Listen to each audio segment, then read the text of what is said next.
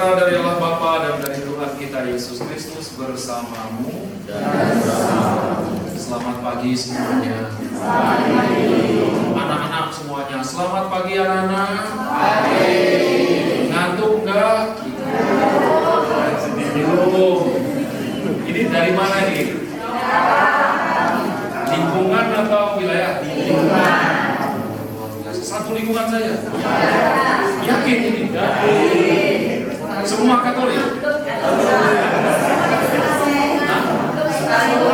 Semua ikut, termasuk haji-hajinya pada bulan juga. Baik Bapak Ibu, sekali lagi silakan duduk, pasti capek ya mengantar. Jadi kita tenang-tenang saja. Kita bisa sampai jam 12-an ya. Oke, sudah. Hari ini kita memperingati pesta Santo Simon dan Santo Yudas, dua orang Rasul Tuhan yang dibunuh. Tidak ada satupun Rasul Tuhan itu yang tidak dibunuh. Semuanya mereka mati terbunuh. Kadang-kadang kita berpikir, gimana ya? Misalnya Petrus, jelas-jelas sudah punya, yang jelas sudah punya istri, punya anak saya nggak tahu. Tidak ada keterangan yang sangat lengkap di dalam kitab suci. Punya istri, bahkan istrinya juga dibawa dalam kuarta. Mungkin kedua-duanya juga mati dibunuh. Tak tahu, waktu itu belum ada jemaat di Efesus. Saudara-saudara, kamu bukan lagi orang asing dan pendatang, melainkan sewarga dengan orang kudus dan anggota keluarga Allah. Kamu dibangun di atas dasar para rasul dan para nabi, dengan Kristus Yesus sebagai batu penjuru.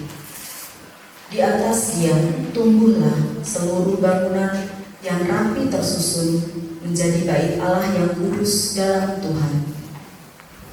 Di atas Dia pula kamu turut dibangun menjadi tempat kediaman Allah dalam Roh. Demikianlah sabda Tuhan.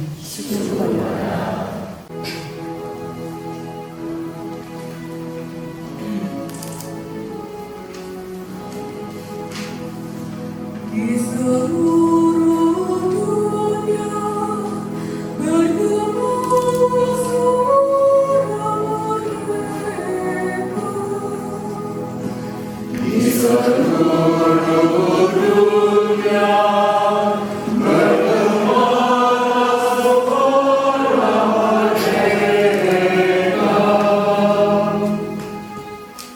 Langit menceritakan kemuliaan Allah dan cakrawala memberitakan karya-karyanya.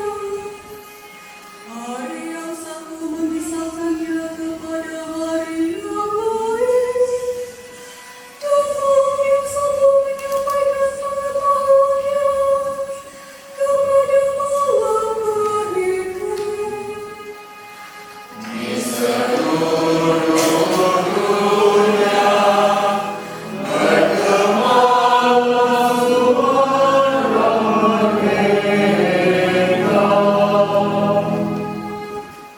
meskipun tidak berbicara dan tidak mendengarkan suara, namun di seluruh bumi bergema gemanya, dan amanat mereka sampai ke ujung bumi. Di seluruh dunia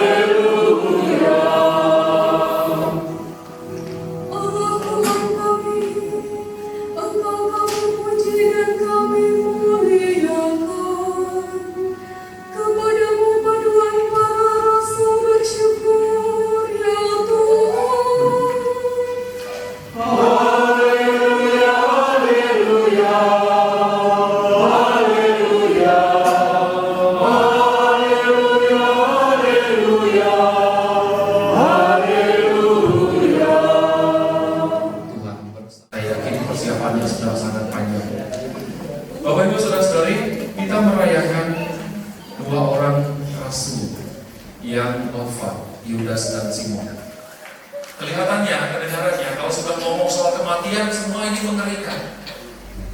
Dan ingat, kematian berdasarkan konsep kita Kristiani tidak sama dengan mati syahid.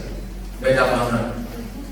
Kita itu martir bukan karena membela Tuhan. Nah, Tuhan itu kurang apa kalau mau dibela? Tapi kita martir karena membela iman. Beda loh ya. Jadi martir kita bukan membela Tuhan. Tuhan nggak perlu dibela. Dia sudah punya kuat kuasa, dia sudah punya. Kita ini mau apa ke depan, mau seperti apa ke depan, jangan khawatir. Dulu orang bilang kalau jumlah umat manusia makin banyak nanti makanan kita kurang. Ternyata enggak. Terbukti aja yang kurus-kurus kan. Itu yang kurus. Nah, kalau kita kan gemoy-gemoy. Makanannya sekarang tuh makin berlimpah ruah. Banyak. Ya. Bulan berapa tahun Agustus tahun lalu kalau tidak salah jumlah manusia di seluruh dunia itu sudah 8 miliar lebih. Tapi apakah kekurangan makanan? Ya enggak juga. Dengan kemampuan misalnya Cina bisa membangun pertanian di tempat tandus yang belum pasir. Lalu sekarang Afghanistan yang kita ejek-ejek gitu kan, dianggap negara paling belakang, sekarang mereka membuat tempat untuk disebut dengan sungai artifisial.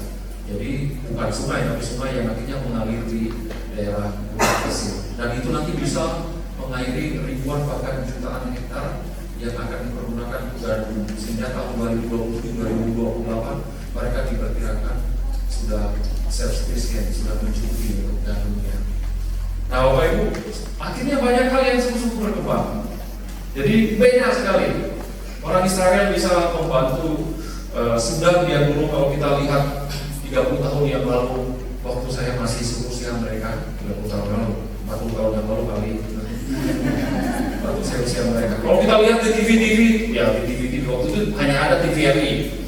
Itu selalu kita lihat orang-orang Sudan itu yang perutnya buncit, anak-anaknya kan, tapi tidak terkurang karena memang mereka kekurangan gizi, kekurangan makanan. Tapi sekarang ketika Israel membantu Sudan itu sudah luar biasa. Apa hubungannya dengan semua hal itu dengan bacaan hari ini tentang kematian? Bapak Ibu, kalau kita membaca di bagian pertama tadi dikatakan begini: sekali peristiwa Yesus mendaki sebuah bukit untuk berdoa, lalu semalam-malaman ia berdoa kepada Allah. Coba Bapak Ibu perhatikan di salah satu, Bapak ya bisa bahasa Inggris, di salah satu channel YouTube, saya tidak tahu loh namanya itu, London Square apa ya. Di situ selalu ada tempat di mana orang-orang itu antara Islam dengan Kristen berdebat, antara Islam dengan Yahudi berdebat, Yahudi dengan Kristen berdebat. Nah, salah satu antara ya Islam dengan Kristen itu perdebatannya soal ayat ini. Jadi ditanya, kalau Yesus itu Tuhan, kenapa dia berdoa kepada Allah? Tuhan kok berdoa, jeruk makan jeruk? Bukankah yang berdoa itu kita? Kalau Bapak Ibu ditantang begitu, ya remaja-remaja lewat ya, sekitarnya. Kalau kita ditantang pertanyaan seperti itu ya, ini ayatnya mengatakan bahwa semalam-malaman Yesus berdoa kepada Allah. Berarti Yesus bukan Tuhan. Terus jawab tuh pertanyaan, kenapa Allah berdoa kepada Allah?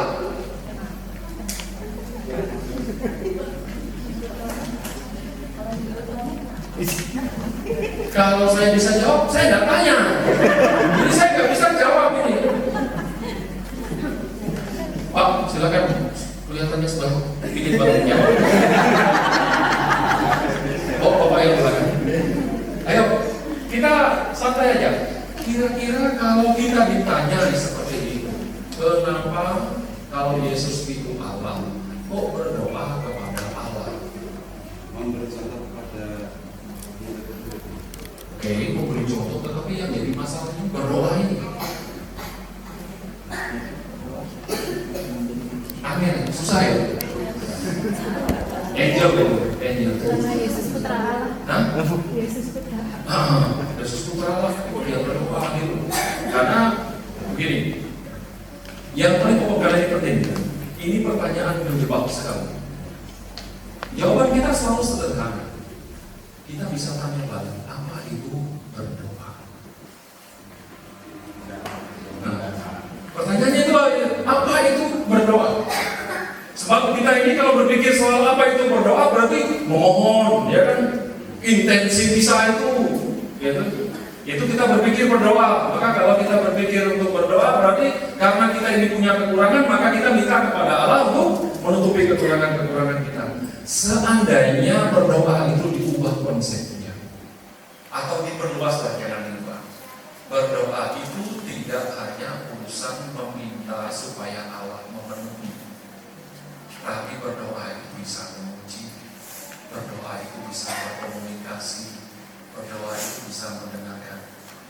Pada umumnya kita ini coba kalau kita datang ke depan Bunda Maria Samaya atau depan Sakramen Maha Kudus, Bapa, Putra, dan Roh Kudus, doanya ibu-ibu. Ya Tuhan, kabulkanlah doaku, aku ini sakit terus, terutama hatiku. Suamiku tidak beres, banyak utang polisi aku belum dibayar utang ini. Anakku nakal yang luar biasa. Jadi kita itu laporan, curhat. Apakah itu salah? Enggak. Jadi kita itu laporan. Seolah-olah Tuhan itu mati. Jadi dia tidak tahu akan apa yang terjadi pada kita, ya kan? Gitu kan? Pincang banget berdoa pokoknya. Anak-anak ini kalau udah mau ujian lulus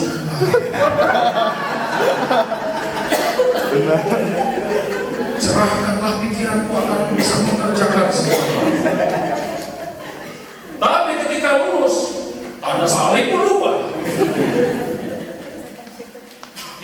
Itu jawaban kita. Apakah berdoa itu sifatnya selalu meminta seperti itu dan kita memakai bahasa umum adalah apakah berdoa sama dengan curhat? Coba Bapak Ibu balik sekarang. Biarkan Tuhan yang curhat dengan kita.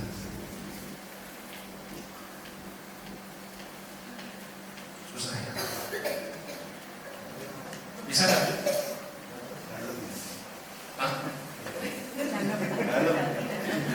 Memang ini perlu latihan. Kenapa? Karena seumur-umur kita itu yang namanya doa sampai doa umat kita pun kami mohon. Kabulkanlah doa kami. Ya tidak salah, tidak salah. Memang Yesus juga mengatakan, ketuklah maka pintu akan dibukakan, carilah maka kamu akan ditemukan. Seperti itu. Tetapi biasakanlah juga Bapak Ibu berdoa. Pengalaman rohani saya membiasakan sejak dari masuk seminari. Saya membuat pola berdoa saya. Pola berdoanya lebih mendengarkan Tuhan. Misalnya ada satu peristiwa, kalau kita tanya dengan Tuhan, peristiwa seperti ini, Engkau mau berbicara apa kepada? Saya ambil contoh yang sangat konkret. Akhir bulan April dan awal bulan Mei kemarin itu masa yang sangat indah buat saya. Tanggal 27 April, kakak saya yang ketiga meninggal dunia mendadak. Saya baru habis misa, terima berita bahwa kakak saya meninggal. 2 minggu kemudian, kakak saya yang berikutnya meninggal. Saya harus pulang kampung lagi menguburkan. Saya duduk terpenuh ya Tuhan.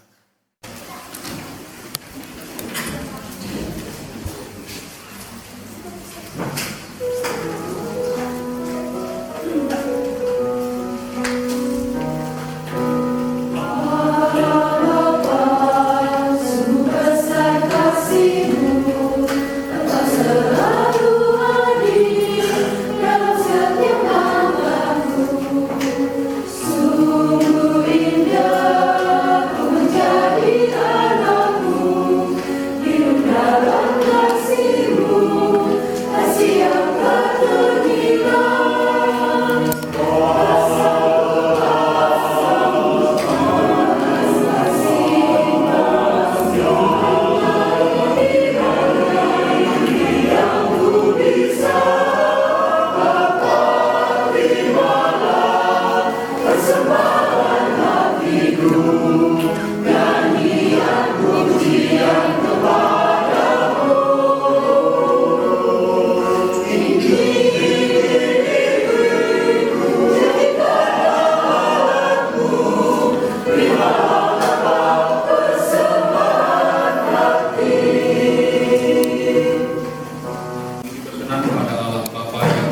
kuasa.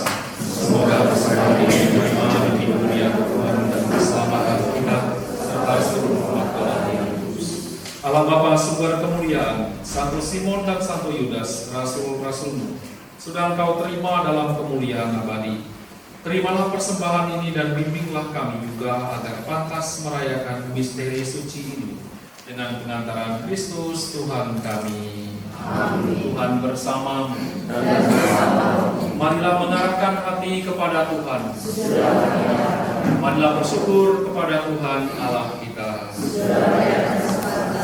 Sungguh pantas dan benar, layak dan menyelamatkan bahwa kami selalu dan dimanapun.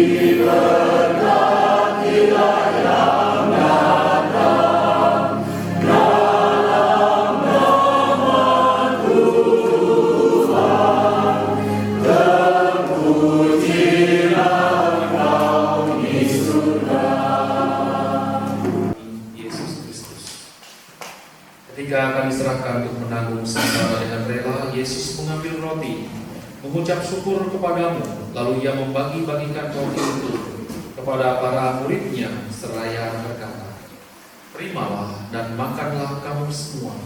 Inilah tubuhku yang diserahkan bagimu."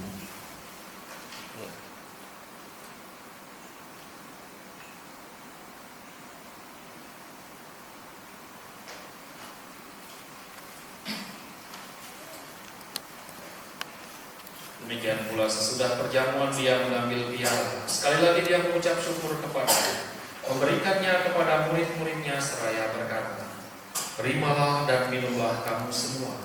Inilah piala darahku, darah perjanjian baru dan kekal, yang ditumpahkan bagimu dan bagi semua orang demi pengampunan dosa. Lakukanlah ini sebagai kenangan akan daku."